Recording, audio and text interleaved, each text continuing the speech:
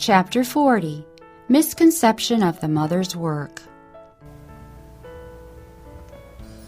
The mother's work often seems to her an unimportant service. It is a work that is rarely appreciated. Others know little of her many cares and burdens. Her days are occupied with a round of little duties, all calling for patient effort, for self-control, for tact, wisdom, and self-sacrificing love. Yet she cannot boast of what she has done as any great achievement. She has only kept things in the home running smoothly. Often weary and perplexed, she has tried to speak kindly to the children, to keep them busy and happy, and to guide their little feet in the right path. She feels that she has accomplished nothing, but it is not so.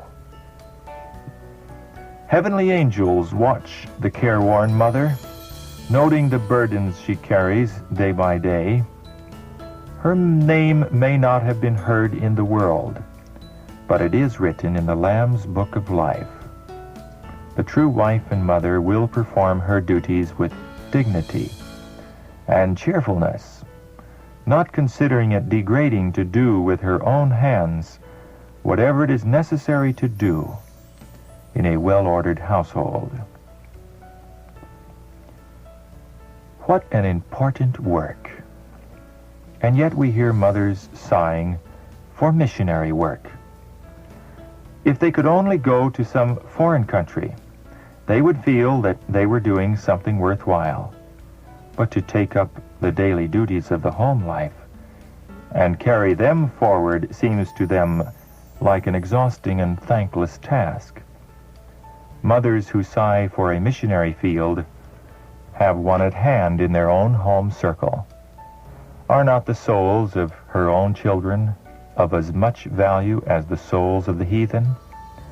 With what care and tenderness should she watch their growing minds and connect God with all their thoughts?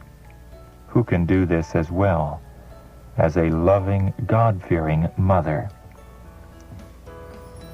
There are some who think that unless they are directly connected with active religious work, they are not doing the will of God. But this is a mistake. Everyone has a work to do for the Master. It is a wonderful work to make home pleasant and all that it ought to be. The humblest talents, if the heart of the recipient is given to God, will make the home life all that God would have it. A bright light will shine forth as the result of wholehearted service to God. Men and women can just as surely serve God by giving earnest heed to the things which they have heard, by educating their children to live and fear to offend God, as can the minister in the pulpit.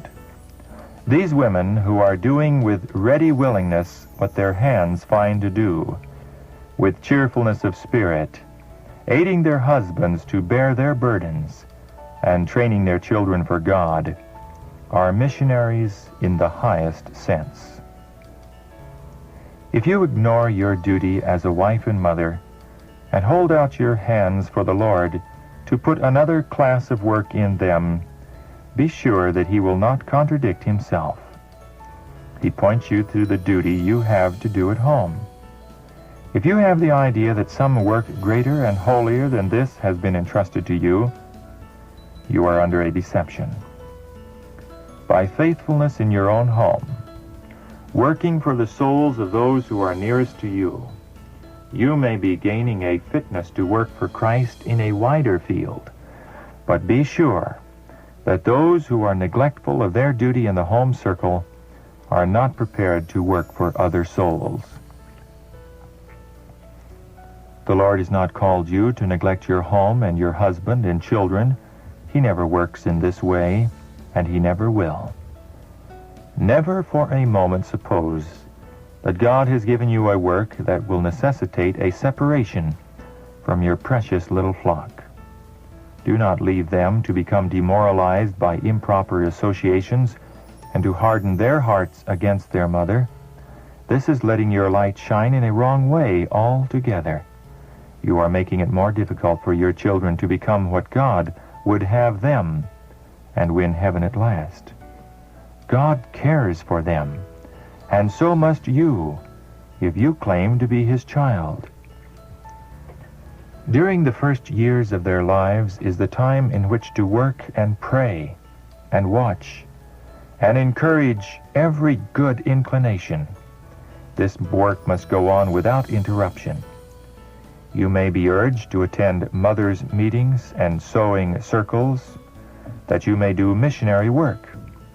But unless there is a faithful, understanding instructor to be left with your children, it is your duty to answer that the Lord has committed to you another work which you can in no wise neglect. You cannot overwork in any line without becoming disqualified for the work of training your little ones and making them what God would have them to be. As Christ's co-worker, you must bring them to Him, disciplined and trained. Much of the malformation of an ill-trained child's character lies at the mother's door.